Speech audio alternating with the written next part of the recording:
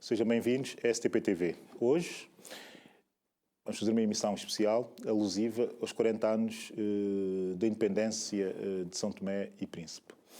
O essencial da emissão de hoje é falar-se, é conversar-se sobre esse marco, 2 de julho de 75, e, enfim, o pós-12 de julho de 75, o antes 12 de julho de 75, hoje e também amanhã. Portanto, falar do passado, falar do presente e falar, obviamente, e se calhar mais e melhor, do futuro. Para isso, tenho dois convidados, António Bondoso, jornalista, escritor são tomense, porque eu outorgo esse título, António Bondoso. Muito obrigado. É uma hora para mim. E aqui, comigo, do meu lado direito, está o arquiteto Liberato Muniz, que eu vou passar a tratar por Liberato Muniz. Um ativista, enfim, também o responsável por uma universidade em São Tomé e Príncipe, um ativista da sociedade civil, como ele próprio se outorga, e eu também lhe outorgo isso, e é com essas duas pessoas que eu obviamente admiro e que estimo, daí estarem aqui, que vou começar a conversa sobre, enfim, os 40 anos da independência de São Tomé e Príncipe. Não vou explicar o porquê de terem sido esses dois convidados e porque é que hoje me apeteceu ter aqui dois convidados. Só peço que as pessoas prestem atenção àquilo que nós vamos dizer, como fazem sempre, sobretudo quem nos vê por habituação e como hábito, porque eu espero, um dos meus dois convidados, enfim, uma conversa agradável e instrutiva sobre as suas experiências de vida e sobre a experiência do país enquanto todo, enquanto sociedade, enquanto coletivo. Começo pelo mais velho, por António Bondoso, alguém que não nasceu em São Tomé quase por acaso. Mais velho, não sei se ainda há muito essa tradição do mais velho, não é? Bondoso é o meu respeito. Mas é bom. Eu fico muito grato por essa. Mas diga uma coisa. Lendo os teus livros, um deles completamente dedicado a São Tomé e Príncipe, enfim, que é um ensaio, digamos, os de poesia, tendo sempre qualquer coisa de São Tomé e Príncipe também neles. Porquê isso? Porque essa ligação permanente e quase que inexorável com esse país, com essas ilhas? É uma ligação de raiz, não é?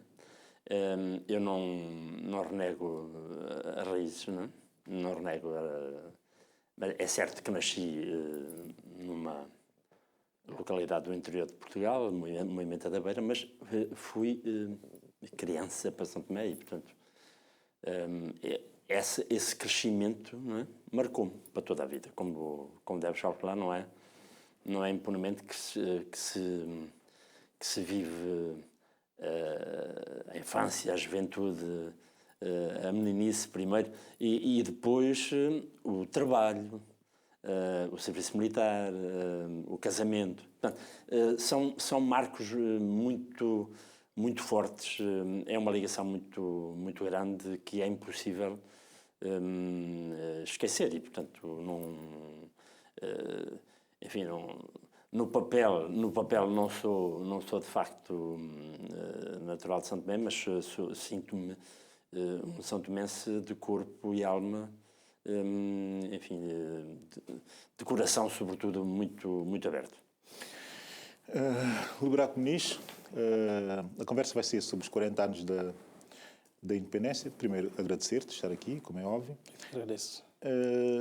Do ponto de vista de alguém que esteve constantemente envolvido, enfim, quando eu digo envolvido, quero dizer presente em toda a evolução de São Tomé e Príncipe, de 75 até aqui. 75 ainda era relativamente novo, não tinhas uma intervenção política, isso é óbvio e evidente, mas desde muito cedo que tens essa intervenção política. Como é que tu vês, resumindo, a nossa evolução, a evolução do país de 75 para agora? Uma vez mais, obrigado. O que eu devo dizer é o seguinte: a evolução vê-se por várias fases. E eu gostaria de dizer que, efetivamente, é uma evolução para melhor, para um desenvolvimento, mas, infelizmente, não o posso dizer. Devo dizer que há coisas boas, não é?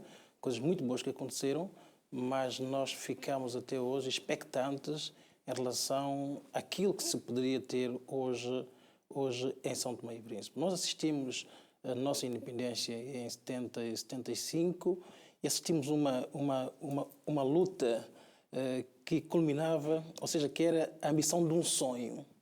E esse sonho aglutinou muita gente, que nós temos que agradecer. Hoje, essa geração de Santa Isabel, que no seu sonho por uma independência, vislumbrando já aquilo que vinha acontecendo no mundo, atingiram esse sonho. Mas eu acho que depois deste sonho começamos a ter graves problemas, uma vez porque nós ficamos nos sonhos, não ficamos nos objetivos. Faltava a essa geração de Santa Isabel e a todos nós que vimos a seguir traçarmos um objetivo concreto que nós pudéssemos atingir. Esquecermos o sonho foi atingido, mas era preciso partirmos para um objetivo, para um trabalho de equipa, com objetividade e com um programa definido.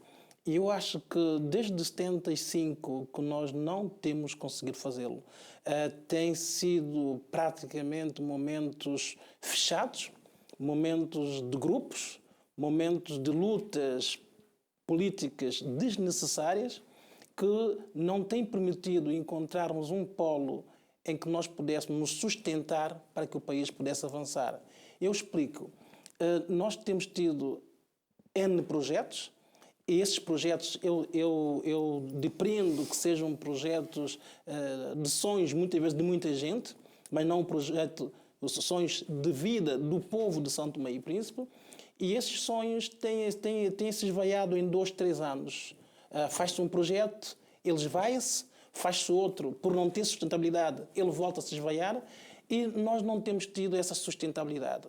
Então, para nós, efetivamente, conseguirmos evoluir e conseguirmos ver um país que cresça efetivamente, eu acho que nós temos que nos concentrar, nós temos que nos conhecer melhor, porque eu acho que nós também, os santomenses, temos medo de nos conhecer a nós próprios, o que é mau. Nós temos que saber quais são as nossas fraquezas e quais são os nossos pontos fortes, de modo a nós traçarmos efetivamente uma linha com objetividade, de modo que nós possamos alcançar pelo menos o início de um desenvolvimento que se quer e que se pretende e que eu sei que está na mente de todos os santomenses, mais que os santomenses, devido talvez à forma de ser e de estar, a forma de que depois da independência, acho que depois deste sonho apoderou-se muito em São Tomé e Príncipe o espírito do poder, querer ser poder pelo poder e não ser o poder para ficar na história por ter feito alguma coisa boa. Então, se nós conseguirmos ultrapassar isso, se nós conseguirmos nos sentarmos numa mesa e reconhecermos os nossos erros e vermos quais são as nossas potencialidades e perdoarmos uns aos outros, porque acho que é isto também que falta em São Tomé e Príncipe desde 75, repara que eu faço essa referência, porque eu acho que o sonho de 74 para alcançarmos a independência foi esbarado já em 75 com a conflitualidade que também surgiu mesmo entre o MLSTP, a Associação Cívica e outras instituições. Sim. Repare bem que a Associação Cívica foi criada pelo próprio MLSTP para divulgar os princípios da independência, aquilo que se pretendia, mas repare que praticamente aquilo que hoje vem acontecendo em São Tomé e Príncipe, por uma questão de poder ainda não devidamente esclarecido, a Associação Cívica e todos os militantes da Cívica, e é bom que se diga, foram colocados à parte para que outros pudessem se apoderar do poder e até hoje, com todas as vantagens que a independência tem, acho que isso não está em causa, todos nós defendemos, mas até hoje ainda não houve a humildade suficiente dos homens santomenses, eu não digo que é do António, do Pedro, mas dos homens santomenses, no sentido de reconhecerem efetivamente as suas falhas. António Bondoso, ouvindo o Liberato, aliás, antes de começarmos o programa, disseste uma frase, enfim, que eu considero, enfim, quase que brilhante. Vou citar-te: São Tomé não me deve nada, devo muito a São Tomé. Fez citação. Isto é assim, já não presenciaste o momento da independência, em 75, já lá não estavas, saíste em 74, não. Em outubro de 74, Como é que foi viver esse momento anterior à independência? Talvez não só o momento imediatamente anterior, que houve alguma tensão e alguma conflitualidade, mas uma conflitualidade de baixa intensidade para um nível daquilo que se assistia nas outras Áfricas. Natural. Digamos e foi fundamental esta questão que o Liberato estava a referir da ação da cívica. Foi fundamental porque São Tomé não era politizado, não é? E, portanto, as pessoas não sabiam de política. Né? As pessoas, quer fossem os colonos, quer fossem as populações nativas, não havia tradição de conhecimento político. Portanto, não se podia falar e, portanto, não é? Há tempos vi uma referência muito engraçada. Menino não fala política. Bom, mas esta ação da cívica foi fundamental para projetar, digamos, o MLSTP, projetar a ambição da independência, porque, se recordam, nessa altura havia ainda a hipótese, colocava-se a hipótese teórica de um referendo, de uma consulta popular, no sentido eu penso que já era muito tarde para seguir esse caminho. Mas muita gente, é uma coisa curiosa, que muita gente não sabe que essa situação do referendo que se colocou. E nem ninguém fala praticamente disso, não é? Mas a verdade é que se colocou essa questão. Colocou-se porque, enfim, São Tomé não tinha tradição, não houve conflito armado e, portanto, não havia... E esta falta de consciência política, a cívica levou, não é? Bem ou mal, enfim, com mais assertividade ou com mais, digamos, agressividade, a cívica levou e fez o seu papel. Não é? É evidente que depois houve um período, enfim, não se podia controlar tudo, não é? E a partir do momento em que as coisas se descontrolam, enfim, acontece... Mas foi fundamental para explicar às pessoas qual era o sentido da independência, o sentido... Independência, autodeterminação, quer dizer, ninguém sabia o significado dessas palavras, não é? E era preciso colocar no terreno pessoas... Pronto, e a cívica fez esse papel. Foi um papel, no fundo, foi conseguido. Não é? Foi conseguido. Mas o António, enfim, fez o liceu em São Tomé, trabalhou em São Tomé. Sobre o que é que vocês falavam no liceu? Até porque eu faço essa pergunta por uma razão muito simples. É que mesmo no liceu ainda chegou a coincidir com alguns nacionalistas, com alguns mais velhos, alguns que saíram posterior e que... Alguns mais velhos que depois retornaram, alguns deles retornaram exatamente incluídos nesta associação cívica, não é? Então, sobre o que é que falavam naquela altura? Da minha idade, o Norberto era da minha idade, enfim, o filhinho mais novo, mas digamos, muita gente da minha idade. O Ramos Dias um pouco mais velho do que eu, mas eram o Tini, enfim, fomos colegas durante muitos anos. E, portanto, eu sabia e percebi o papel que estava destinado à cívica, não é? Isto é, o MLSTP está fora, não tem intervenção no terreno e é preciso alguém que faça digamos, a consciencialização política, a mobilização. Era necessário. Agora, enfim, depois há períodos em que as coisas não correm como foram projetadas, enfim, nunca se consegue levar um caminho totalmente... E depois houve problemas mais tarde entre a cívica e o próprio partido, que culminaram na expulsão de dois elementos, né, do Gastão Torres. Enfim, é preciso que estas coisas sejam clarificadas, digamos, para não haver... Porque isto faz parte da história, não há como negar, não é? Faz parte da história. Agora, no liceu não falava... Enfim, falávamos... em surdina, havia coisas, sobretudo relativas a um passado recente. O que é que agitou a situação? Agitou foi a Guerra de Biafra. E agitou a presença de Mário Soares. digamos, quando estas duas situações se cruzam, não é? Foi quando digamos, os jovens começaram a ouvir falar de política, não é? Porque até ali, que política é que a gente tinha ouvido falar? Nada, zero. Mesmo sabendo que havia uma guerra entre as frentes, não é? Claro. Mas para nós que estávamos ali na ilha, a guerra era uma coisa muito longe, muito longe. Portanto, nós a guerra só nos dizia diretamente respeito quando estávamos muito próximos de serem incorporados. Mas na ilha as nossas preocupações, entre aspas, não é? eram outras. Era viver o dia-a-dia que a ilha nos proporcionava. Tomar o nosso café, beber a nossa cerveja, enfim, estar junto ao mar a beber uma cerveja, não é? E olhar aquele mar imenso. Mar imenso. Quer dizer, não há nada que pague isto. E, portanto, a linha do horizonte. É? Aquela linha do horizonte. Quer dizer, não é? E a gente imagina o mundo, a partir dali a gente imagina o mundo à nossa medida.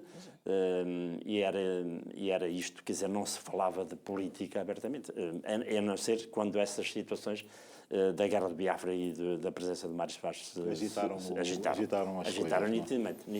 Mas deixa-me dizer uma coisa, quando foi... eu acho que a Associação Cívica foi criada em abril de 1974, mas a quando da resolução das Nações Unidas em 1970, já se falava um pouco da política em São Tomé e Príncipe. E eu tenho uma imagem que é muito importante. Os nossos pais e amigos mais velhos, digamos assim, passavam a vida com uma rádio, sempre atenta, muito, mas muito atenta às notícias. A notícia da Voz da América, do Gabão e por aí fora. Porquê? Porque despertou-se precisamente que não era permitido ouvir. Sim. Esse princípio de independência e autodeterminação que foi dada com a resolução das Nações Unidas em 1970. E isso também cria esta força dos vários santomenses já ilustres começarem a se reunir muito à procura de uma forma... Quem é que fazia o papel antes disso? Era a Alda Espírito Santo, digamos que foi o grande motor dos jovens que vinham estudar, não é, para Portugal. E que ela foi, quer através da sua experiência, quer através dos livros, foi, digamos, politizando, não é? Era assim que a política chegava aos jovens. Essa referência que fez às Nações Unidas em 70 já é posterior exatamente à Guerra de Biafra e à presença de Mário Soares, não é? A Guerra de Biafra terminou exatamente em 70, creio, janeiro de 70. Não é? E, portanto, tudo isto está ligado. Nós não, digamos que houve aquele período do pós-53, até à chegada do Mário Soares e à presença e à Guerra de Biafra, digamos que houve ali um período em que a política foi completamente banida, não é? Não havia. É evidente que havia a sede do Sporting era um centro de, a gente sabia, era um centro de política, mas não sabíamos ainda mais assim, nada, quer dizer, não sabíamos mais nada. Ou seja, não havia percepção de, por exemplo, na sede do Sporting, que se sabia, obviamente, que era digamos que um antro, entre aspas, de um certo nacionalismo. Era um centro do nacionalismo, exatamente. Agora, era um nacionalismo não propriamente consciente, não um nacionalismo, digamos que revolucionário, era um nacionalismo, digamos que mais emocional e mais a necessidade de, enfim, dignificar o homem santomense. O que não me impedia de querer ir aos bailes do Sporting, por exemplo, não é? E que era extremamente difícil. Não era fácil, digamos, ter acesso a um baile do Sporting. Se não fosse, às vezes, o Ivo, enfim, se não fosse o Ivo contornar. Mas eram situações. Tudo isto hoje. Era um grande ponto de referência, não? Era um ponto de referência. E tudo isto hoje nos parece extremamente simplório, não é? Não querendo... Mas era assim, quer dizer, a nossa vida, o nosso crescimento foi feito assim, não é? E é evidente que quem vinha estudar para Portugal teve outra possibilidade de acesso a outras formas mais diretas de política, não é? E isso, foi recentemente reconheceu-se o papel da Casa dos Estudantes do Império, enfim, o papel mais no caso concreto de São Tomé e Príncipe, o papel que teve, digamos, a Casa da Tia Andresa. Quer dizer, tudo isto, não é? 37. O número 37, doutor Val. Exatamente. Mas isso foi para São Tomé como foi para todos, não é? Digamos, sim, mas alguns depois foram beber, alguns foram beber lá, mesmo o Amílcar, mesmo o Agostinho para os Neto. outros todos, sim. Eu acho que nós temos que tirar chapéus e temos que reconhecer aí hoje um bom trabalho feito, estratégico feito antes de 74. Eu acho que antes de 74, e é de tirar chapéu a esses ilustres, eles ponderavam muito seriamente naquilo que faziam. Sabiam quando é que tinham que fazer e como é que o tinham que fazer. Mesmo independentemente dessa pressão toda que havia, dessa vigilância, o que se reconhece hoje é que ao longo do tempo eles foram se encontrando, foram se reunindo e tinham um objetivo, ou seja, um sonho a atingir. E encontraram todos os pontos até atingirem esse sonho. E eu acho que a partir de 74 já não tem havido tanta objetividade como houve para que pudesse ter e há que reconhecer isso e dar os parabéns às pessoas que fizeram isso. Não, isso ninguém pode negar. É inegável esse trabalho. Mas também temos que contextualizá-lo, não é? Porque toda a gente, ou quase toda a gente que nos era próxima, estava exatamente a fazer o mesmo tipo de trabalho, não é? Enfim, aquilo era quase um objetivo continental, era um objetivo até civilizacional, se quisermos, e nós tínhamos, obviamente, também que mexermos e criar dinâmicas próprias para o nosso próprio país. Mas, não ficando por aí, talvez fosse bom ver como é que as coisas evoluíram a partir de 75. Esse é o desafio que vos deixo. Como é que viram as coisas evoluir? O Liberato Muniz já falou de sonho, já falou também, em termos genéricos, de erros cometidos, de exclusões dentro do seio do movimento que se queria, de facto, uno, não é? Uno e forte por essa via, não é? Mas também é preciso dizer o seguinte, é que dentro daquele movimento que se queria uno e forte, havia muita diversidade. Eu, acho que é a segunda vez que eu digo isto aqui na STP-TV, fui ver a lista dos 44 deputados da Assembleia Constituinte Nacional e a verdade é que não podia haver mais diversidade do que aquilo que cabia naqueles 44 deputados, que inclusive, ao contrário daquilo que se pensa, não eram todos do MLSTP. Efetivamente não eram todos do MLSTP. Se bem que é uma riqueza, não é? É de facto uma riqueza. Agora, para se ter chegado àqueles nomes, para se ter chegado àquele resultado final, teve que haver aqui negociação e muita, para escolher só aquelas 44 pessoas. A minha questão é a seguinte, se conseguiu isso naquele momento, que já é um momento praticamente pós-independência, se conseguiu aquela constituinte com tanta diversidade, e diversidade assumida, vamos lá ser claros e objetivos.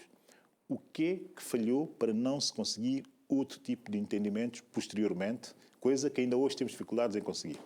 Liberato. Bom, uma pergunta difícil, mas que nós podemos chegar lá. Eu acho, na minha percepção, é que logo após a independência havia muita euforia. E toda a gente, mesmo nós que éramos mais novos, acreditávamos que havia chegado finalmente o momento de alavancarmos São Tomé e Príncipe, do país pertencermos e nós podermos trabalhar construindo com as nossas próprias mãos, não é? É isso que se dizia, uma pátria renovada. Havia efetivamente esse desígnio e todos acreditavam neste desígnio. Mas nessa altura havia na minha opinião, uma coisa muito importante. É que havia capacidade dos santomenses de reconhecer num outro uma liderança. Ou seja, eu, por exemplo, podia ser do bairro do Reboque e reconhecia que o senhor António era a pessoa mais indicada, com mais conhecimento, para representar condignamente o Reboque. E isto fez com que se conseguisse, na minha ótica, encontrar as tais 44 pessoas. Porque nessas várias zonas, nesses vários distritos, as pessoas tinham como que um ancião, como que alguém que os representasse. Que era uma referência. Sim, e as pessoas reconheciam essa referência nesses distritos, nessas localidades. Isto era, devo dizer, talvez um bem maior dos santomenses, que depois disso deixou de haver. Nós passamos a ter um São Tomé e Príncipe em que toda a gente sabe tudo, toda a gente faz tudo e eu faço melhor sempre que os outros. Ou seja, nós perdemos a capacidade de reconhecer no outro competência e capacidade de fazer talvez melhor que nós e nós talvez muitas vezes nos colocarmos na posição de ajudar ao invés de sermos nós a estarmos em frente. E isto eu acho que tem prejudicado sobremaneira tudo que se vem pretendendo fazer em São Tomé e Príncipe. E isto é mau. Isto é mau porquê? Isto é mau porque nós vamos matando aos poucos tudo de bom que aparece. Ou seja, ao invés de nós apoiarmos aquela pessoa que nós sentimos que é capaz de fazer, nós muito mais rapidamente tentamos afastar a pessoa porque não pode ser ele. Teria que ser eu. Eu sou a pessoa mais indicada. Eu lembro-me bem dos comitês do bairro, por exemplo. Não é? Comitês do bairro, automaticamente as pessoas reconheciam no António, no Zé e por aí fora, essa tal liderança. Hoje não. Repare bem que hoje, mesmo nos partidos políticos, que estão despidos de ideologia quanto a mim, nos bairros, quem paga é quem fica à frente como deputado, coisa parecida, independentemente da competência ou não.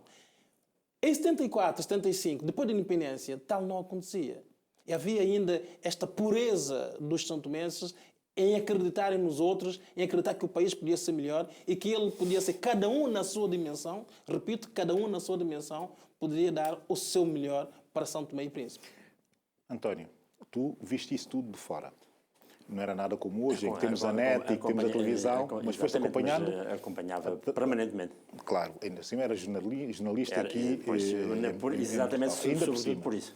E como é que tu viste isso à distância? Toda essa evolução no pós-imediato independência. Como é que foste vendo essa evolução no pós-independência? Antecipavas que algo deste género pudesse acontecer, conhecendo as pessoas como conhecias, grande parte delas, como é que viste a situação? Era um período muito complexo. Havia um jogo de política internacional muito complexo e que determinou... Sim, que condicionava muito. Que condicionou toda a situação, não apenas de São Tomé e Príncipe, mas todos os países que receberam apoio, digamos, do antigo Bloco Leste, não é? Naturalmente, depois de aceder à independência, fizeram o seu trajeto juntos, não é? E, portanto, não há nada que estranhar. Era um período em que os dois blocos tinham muita força e havia uma luta pelo poder permanente, não é?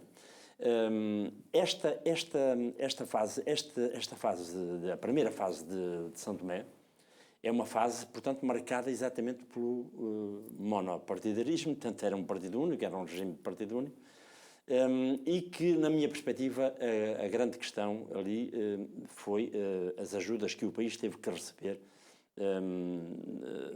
e que gerou alguma controvérsia, não só relativamente a Cuba e aos cubanos, mas, sobretudo, também relativamente a Angola. Houve ali uma tentativa, uma natural imposição, se quisermos, entre aspas, natural imposição angolana perante São Tomé. Inclusive tendo um contingente militar.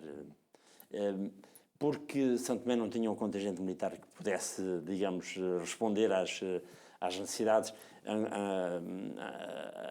a solicitação do próprio Estado de São Tomé, Angola colocou as suas tropas.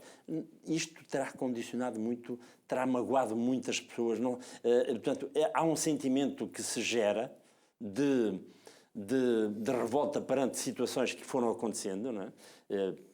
Falamos bem que esse problema militar naquilo que eu li também, uma das principais causas do diferendo entre o MLSTP e a Associação Cívica. Porque a Associação Cívica, contrariando o acordo de Argel, quis precisamente que se extinguisse o exército em São Tomé e Príncipe, e o MLSTP não concordou. Não. Eu conheço bem essa história, podíamos falar sobre ela em profundidade. É uma história que essa história em profundidade. É uma história que o Pires Veloso desenvolve no livro, digamos, teve um papel determinante. E o Guadalupe Seita como alto comissário, também fala sobre isso. Dando cumprimento ao acordo de Argel, enfim, não havia razão nenhuma para que o exército, o corpo, digamos, militar de São Tomé fosse extinto. Enfim, penso eu, que motivo é que levaria? Não havia razão nenhuma. Não penso que houvesse aí algum mal nisso. Cada país tem um exército próprio, não é? Mas nós estávamos num contexto, eu aqui não queria intervir muito, mas vou ter que intervir aí, porque nós estávamos num contexto, efetivamente, extremadamente ideológico. Sejamos claros. Exatamente, era extremamente muito ideológico. E no último livro do Dr. Guadalupe Seita, ele dá um passo mais em frente. Coisa que Pires Veloso não deu, ficou só pelo lado institucional e diplomático. No fundo, ele foi fazer diplomacia de transição. Mas no caso do Guadalupe Seita, ele explica um pouco melhor essa questão, porque ele estava envolvido na estratégia, de facto, de não permitir que o corpo nacional, quando eu digo nacional, porque era constituído essencialmente por nacionais, que transitassem do exército português para o novo exército de São Tomé. Essa proposta da Cívica ia no sentido de umas milícias, ou de algo semelhante a umas milícias. Quer dizer, nenhum país pode... Enfim, quer dizer, isto é daquelas coisas que, em contexto absolutamente revolucionário, faz sentido, mas agora não era aquela situação. Não era aquela situação. E depois havia uma outra segunda condicionante, que isto agora é um detalhe pessoal que eu vou deixar aqui, que era o facto do maior, mais graduado daquelas forças, coincidentemente, enfim, é meu pai, existiu sempre uma desconfiança relativamente ao seu posicionamento mais pró Frente Popular Livre do que propriamente pró os movimentos nacionalistas revolucionários, não é? Isto, como é evidente, criou aqui alguma tensão. E é uma tensão que, curiosamente, nunca chegou a ser muito bem resolvida nem explicada. Eu conheço os detalhes, aqui faço... Os detalhes e as consequências. E as consequências também, mas aqui faço um apelo a que as pessoas escrevam muito sobre isto, porque é muito bom que... Precisamos de beber disto. Claro, porque toda a gente precisa de saber mais. Os detalhes vão aparecendo e já se vão dando conta de como as coisas foram sendo feitas, mas é preciso saber ainda mais. Mas agora, vamos dar um salto e deixarmos esse momento, que enfim, que é um momento que já estamos mais ou menos todos cansados de falar sobre ele. Eu não sei se acabei por responder depois à tua questão, mas enfim, porque se meteram outras coisas. Mas como o António via de longe o que estava a passar. Era o tempo da chamada impossibilidade histórica, isto no relacionamento com Portugal. Era o tempo da chamada impossibilidade histórica. Enfim, tinha havido, digamos, um grande período de colonização e, portanto, tinha que haver ali um tempo de separação, não é? Um tempo de separação até digamos, as mentalidades se abrirem e isso surgiu já 10 anos depois, quando da primeira visita presidencial portuguesa a São Tomé de Ramalhianos. O António acompanhou a viagem. E que eu acompanhei. E como é que viu em São Tomé 10 anos depois do regresso, digamos? Nessa altura a situação já era muito degradada, já estava muito degradada em termos económicos. Não era famosa. Já era uma situação, em 84 já era uma situação muito difícil para São Tomé e Príncipe. Já era próximo da seca? Não, aconteceu tudo de uma vez só. Aconteceu tudo de uma vez só. Deixámos de ter divisas, porque não conseguíamos produzir cacau para vender. Portanto, não conseguíamos adquirir bens num país, por umas ilhas, é dramático, porque as ilhas vivem essencialmente de importação. Isto não é só um fado de São Tomé, é todas as ilhas com as mesmas características que nós, dependem muito da importação. Deixamos de ter divisas, deixamos de ter liquidez. E ainda por cima, os anos agrícolas sucessivamente secos. como que se a natureza estivesse a dar um sinal. Aliás, muita gente mais velha, mais idosa, começou a ganhar uma consciência revolucionária, digamos, não é? Porque diziam que isto já era Deus ou a natureza a reagir Há tanta coisa a tanto vanguardismo revolucionário. Não é? Para mim foi uma oportunidade única, como calculas, não é? Regressar ao país 10 anos depois foi uma oportunidade única e que eu... Agora, a minha condição de jornalista não deixou de... A emoção era uma parte, mas, digamos, o trabalho era outra e, portanto, tive que conciliar ali as duas coisas, que era muito difícil. E, emocionalmente, para mim, foi muito forte. Mas, em termos profissionais, foi muito rica. Foi uma viagem extremamente rica, acompanhar naquela altura um Presidente da República Portuguesa que desbloqueou, tinha estado esse desbloqueamento tinha acontecido em Bissau, não é? Com a Cimeira de Bissau, mas foi ele que depois deu um grande passo no sentido da normalização das relações com as ex-colónias. Liberato, evoluindo, essa crise de 84, que é mais do que crise de 84, já vinha de antes, bem de antes até, mas pronto, 84 tem mais ou menos referencial pelo simbolismo da seca, não é? E da fome que se viveu no país. E da peste suína. Vamos falar sobre a peste suína, que é a coisa mais perversa que se calhar aconteceu no país. Mas isto teve alguma coisa a ver com a mudança para a Segunda República? Isto influiu, do teu ponto de vista, na mudança para a Segunda República em 90? Que peso, aliás, tiveram essa conjuntura na mudança para a Segunda República já em 90? Eu acho que nós devemos fazer uma separação que é a seguinte. De 74, 75, quando tomamos a independência, até 80, 81, eu acho que nós fizemos uma gestão daquilo que nós tínhamos lá em São Tomé e Príncipe. Não produzimos mais nada, como? Não produzimos mais nada. Sim, foi fácil nós gerirmos aquilo que nós tínhamos, os bens que nós tínhamos. Enquanto houve, toda a gente cantou, comeu, brincou, fez aquilo que pôde. Quando se escassearam as coisas, então notamos que, afinal de contas, tínhamos que produzir, porque não produzíamos. E eu acho que os dirigentes, felizmente, foram chamando a atenção, muitas vezes, nesse sentido. Mas chamaram a atenção nesse sentido, mas não indicaram o caminho. Ou seja, aquela objetividade, ou seja, nós temos que chegar àquele ponto e, para isso, temos um caminho a percorrer com coisas concretas que devem ser monitorizadas até que nós possamos lá chegar. E é isso que eu acho que foi a incapacidade dos dirigentes, e tem sido até hoje um pouco a incapacidade dos nossos dirigentes. O que é que leva à Segunda República?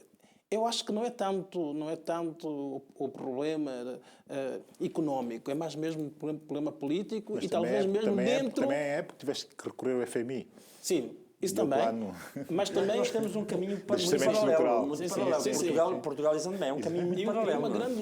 E uma grande luta que se desenvolve dentro do próprio MLSTP, com outros movimentos exteriores, né, que sentiam que, afinal de contas, esse tal socialismo que nós tínhamos, que nós agarramos com tanta força, talvez nesse momento não fosse mais indicado.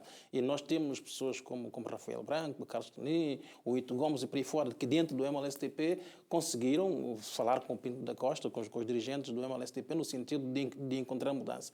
E notou-se bem que houve também o bom senso, pressionado ou não, houve esse tal bom senso no sentido de se mudar em 90. Mas é interessante, porque ainda antes, porque é uma coisa que na história de São Tomé também está mal contada, porque ainda antes, mas isso também consta do atual, já começa a constar em alguns livros, ainda antes de acontecer esse movimento, digamos que de reflexão dentro do próprio MLSTP, já tinha havido dissidências internas, ou seja, a gente tinha chegado a uma comissão política e tinha dito, eu já não quero fazer parte deste projeto, o que aconteceu com o Evaristo Carvalho e também com a Lígia Costa.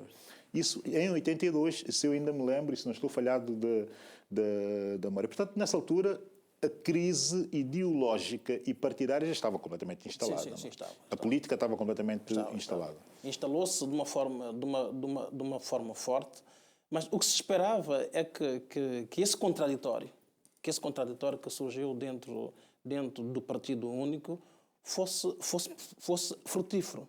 Eu reparo bem que eu acho que esse momento até é um dos momentos mais simbólicos para São Tomé e Príncipe. É a passagem do Partido Único para a democracia. Isso porquê? Porque nós, quando tomamos a independência, entramos numa incongruência. É que toda a gente lutou pela independência contra o poder central que era o salazarista, Sim, mas nós tomamos o poder e concentramos precisamente o poder num partido único.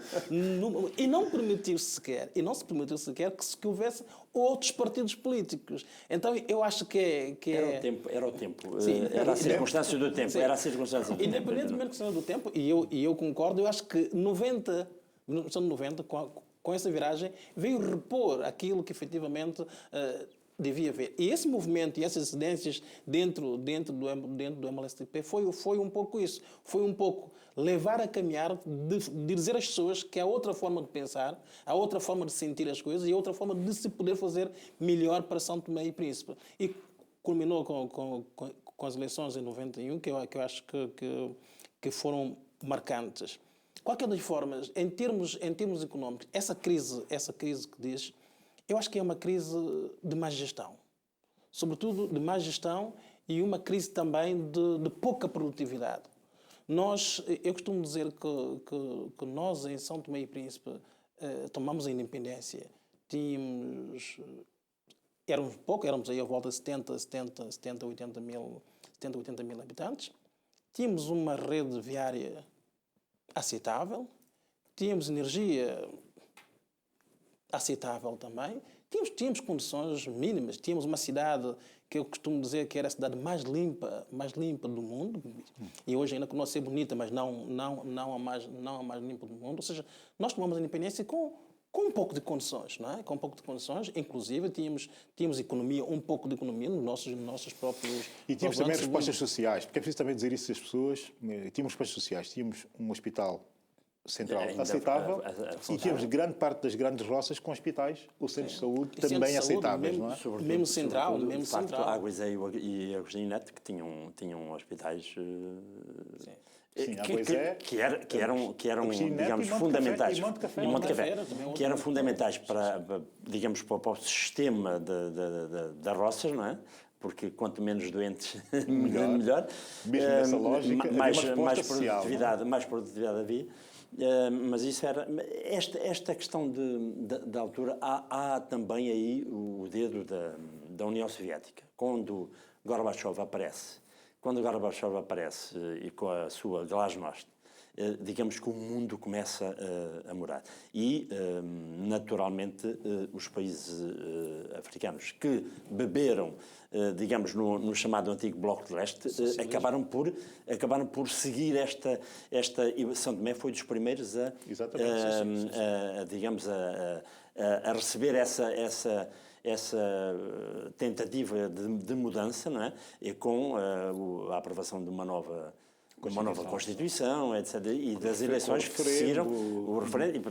Finalmente o referendo. As eleições legislativas às quais eu não assisti, mas tive a felicidade depois de acompanhar as presidenciais logo de seguida, mas acompanhei as legislativas em Cabo Verde. E, portanto, tive, digamos, essa felicidade de poder depois... era para acompanhar na mesma altura, mas, enfim, um problema técnico aeronáutico não me permitiu... Também foram muito próximas, não é? Sim, foram muito próximas. Muito próximas. Mas essa circunstância internacional contribuiu muito para a mudança, não é? Para a mudança. Foi então temos aqui três coisas, nacional, e foi também a própria escassez de bens, a economia, a crise económica, a economia dentro do próprio São Tomé e Príncipe, que eu repito, foi mais marcante com a tal peste suína, porque os porcos em São Tomé e Príncipe eram uma grande referência. Muito gostas era tu uma, desse era uma tema. grande, era uma grande referência. Muito gostas tu Era desse uma grande tema. referência. Era a subsistência das famílias. Era uma grande referência. Era uma cabra, não é? Os porcos, as galinhas, enfim, cada As cada glebas, quinta- as glebas, as glebas, trabalhavam. as glebas, não é? Havia o Trabalhadas. princípio de trabalho, ou seja, as pessoas tinham onde ir buscar as suas economias e trabalhavam efetivamente. O que aconteceu é que o discurso de 74, a Constituição Cívica, era que íamos correr com os colonos e isso tudo ia ser nosso. Nós íamos nos apoderar efetivamente daquilo que lá estava. E o que se sentiu, primeiro o que eu senti e sinto isso até hoje, é que as pessoas abdicaram do trabalho. Porque, afinal de contas, já estava tudo feito. tinham um outro patrono que era a independência, que lhes ia dar tudo mais alguma coisa. E essa revolta Isto é muito simbólico o que acabas de dizer. Porquê? E agora, entrando, e para finalizarmos a nossa conversa, senão teríamos aqui a tarde toda a falar sobre São Tomé e Príncipe e a sua história, enfim, sobre a nossa perspectiva. Mas tu acabaste de dizer uma coisa que é muito interessante, ou seja, que desde 74 que nos habituámos a receber tudo feito. E essa é a grande questão que se coloca hoje aos são tomenses, olhando para o futuro, que é o seguinte: nós temos vindo a ter uma sociedade e uma economia e um modelo de país, se quisermos, ou de nação também, se quisermos, muito assente por incapacidade nossa, essa é a minha perspectiva, nas ajudas internacionais, no que recebemos da época colonial, no e pouco criado por nós próprios. O futuro pede-nos, neste momento, que eu considero ser um momento crucial e de oportunidade, não só pensando no que se passa no país, não é? Temos uma possibilidade de termos estabilidade político-governativa, como temos também, neste exato momento, muita coisa a acontecer à nossa volta que nos obriga, finalmente, a olhar para o exterior e a criar um modelo de nação virado também para o exterior. Tu dizias há bocado que tivemos demasiado tempo fechados no pós-independência. Portanto, estamos obrigados a olhar para fora. Isso para dizer o quê e para vos questionar sobre o quê?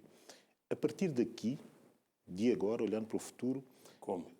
Que desafios é que o país tem que assumir para melhorar a situação dos são tomenses e da nação são tomense? Como um curioso político, eu devo... Tu és só um curioso político, foste candidato presidencial, portanto, tens de ter isso muito claro. E como pessoa que acompanha, eu tenho falado com muitos economistas e com muita gente, precisamente à procura daquilo que eu acho que seja mais sustentável para São Tomé e Príncipe. E eu hoje tenho uma ideia muito concreta em relação àquilo que deve ser São Tomé e Príncipe. Acho que São Tomé e Príncipe deve deixar de chegar junto às instituições internacionais e perguntar o que é que nos pode dar. Temos que ser nós a dizermos: nós somos isso, nós queremos isso, então como é que podem contribuir? E isto deve ser sustentado, quanto a mim, num ponto essencial, que é o turismo. Eu acho que nós, durante muitos anos, temos tido N projetos que se diluem no tempo. Porquê? Porque são projetos que não são sustentáveis. E nós assistimos, na euforia de ganhar as eleições em São Tomé e Príncipe, pessoas que prometem muitas coisas e essas coisas, efetivamente, até dão-se o início, mas como eles não são sustentáveis, elas acabam por morrer sempre. Então, o que eu acho neste momento é que São Tomé e Príncipe deverá encontrar uma base forte de implementar verdadeiramente uma indústria de turismo. Isso porquê? Porque se nós tivermos uma indústria de turismo forte, nós podemos, à volta da indústria do turismo, desenvolvermos, aí sim, outros pequenos negócios que sejam sustentáveis. Eu dou um exemplo simples, que é o seguinte. Eu falo no problema grave que nós temos em São Tomé e Príncipe, que é o problema da energia. Por que nós temos problema da energia? No passado já compramos geradores. E poderíamos voltar a comprar mais geradores e mais geradores. O problema é que nós não temos quem pague a produção dessa energia. Nós temos que oferecer quase a produção dessa energia. Logo, nós não temos dinheiro para sermos nós próprios a voltarmos a comprar os nossos geradores. Temos que pedir emprestado. Sem economia não Então, podes ter consumo. temos que ter uma economia em que essa economia Consumo. possa consumir e que o país possa efetivamente andar. Eu acho que, como diz bem, nós temos uma maioria absoluta em São Tomé e Príncipe. É bom que se alargue as bases e se esqueça o sistema fechado que os partidos têm tido, os partidos e os governos têm tido em São Tomé e Príncipe, que tentem ir buscar as grandes mais-valias que o país tem dentro e fora do país, mas, sobretudo, que se concentre efetivamente nessa indústria massiva do turismo, que é a base fundamental para que São Tomé e Príncipe possa dar o salto. Eu devo dizer uma coisa, que se nós tivermos uma indústria do turismo forte, se nós tivermos São Tomé e Príncipe a ser visitado e revisitado pelas suas atrações turísticas e a desenvolver uma série de capacidades económicas que nós temos dentro do país, eu estou em crer que nós não podemos ter a ambição de ser já daqui a 5, 6 ou 7 anos, mas paulatinamente, cada um fazendo um pouco no seu tempo, eu acho que daremos o grande salto e acho que é isto que o país precisa neste momento. E eu acredito que este governo, os órgãos de soberania, os santomenses estão cansados de ouvir os políticos prometerem aquilo que eles não vão cumprir. Nós não podemos ser cegos. Nós estamos em São Tomé e Príncipe, nós vivemos fora também de São Tomé e Príncipe, nós vemos as coisas, como é que as coisas são feitas, e nós sabemos que esses projetos que vêm do ar são projetos que se esvaiam no tempo. Nós tivemos um projeto da Isagre, eu lembro bem, em relação à recuperação das empresas, gastou-se quase 20 e tal ou 30 milhões de dólares, e quando terminou o dinheiro, acabou também novamente o projeto. Logo porque não havia essa base sustentável. Então, eu acho que é preciso virar para o exterior. É preciso que os nossos dirigentes virem para o exterior para trazer mais investimento para São Tomé e Príncipe, mas é preciso concentrar nessa base essencial. Se não se concentrar nessa base essencial, estamos condenados a não termos um São Tomé e Príncipe e talvez condenados a assistirmos uma revolta dos santomenses de tanto esperar. Partindo do princípio, o turismo é fundamental, mas tem que haver aí também uma ligação profunda, eu diria, são inseparáveis. O mar é onde está a grande riqueza, partindo do princípio que a produção de cacau é extremamente complexa, embora digamos, o hoje chamado cacau orgânico esteja numa fase evolutiva, muito boa, mas não vai ser nunca. Nunca vai sustentar a economia. Nunca vai ser, digamos, para sustentar a economia. Não. E, portanto, o mar é fundamental. O mar é fundamental. E aí o Porto de Águas Profundas é uma questão fulcral, e depois todos os desenvolvimentos à volta do turismo, um turismo sustentável, o ecoturismo, digamos, com uma grande preocupação ambiental. Se não houver essa preocupação ambiental, São Tomé é de uma biodiversidade extremamente rica. Digamos, é um país nesse aspecto extremamente abençoado, não é? E, portanto, não pode deitar isso fora. Eu ouvi há dias e devo dar os parabéns a este governo, que este governo já pagou uma parte da dívida da OIT. Quer dizer que este governo talvez esteja a se aperceber da potencialidade que o turismo possa ter em São Tomé e Príncipe. Porque eu não entendo como é que um país que se diz sempre potencialmente turístico não traga para São Tomé,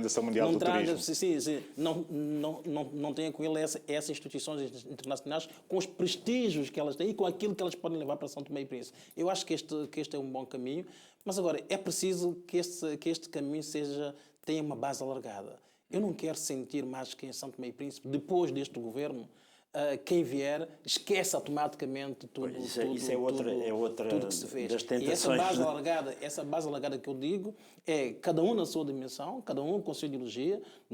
Eu não preciso de estar num ou outro partido, mas o que eu preciso é trazer as grandes mais-valias para que efetivamente estes projetos sejam desenvolvidos. Meus senhores, para terminarmos, o que é que achas que vamos estar a discutir daqui por 10 anos, quando for os 50 anos da independência? Para ti, qual será o tema central nessa altura? Como São Tomé e Príncipe evoluiu? Bondoso. Eu espero estar a discutir esta questão do desenvolvimento turístico. A discutir, não, é a observar, digamos, o desenvolvimento turístico. Meus caros, muito obrigado aos dois. Obrigado. Enfim, que haja novas oportunidades para conversarmos. Agradeço-vos imenso. Sempre. Pois, assim terminou essa nossa emissão especial dedicada aos 40 anos da independência.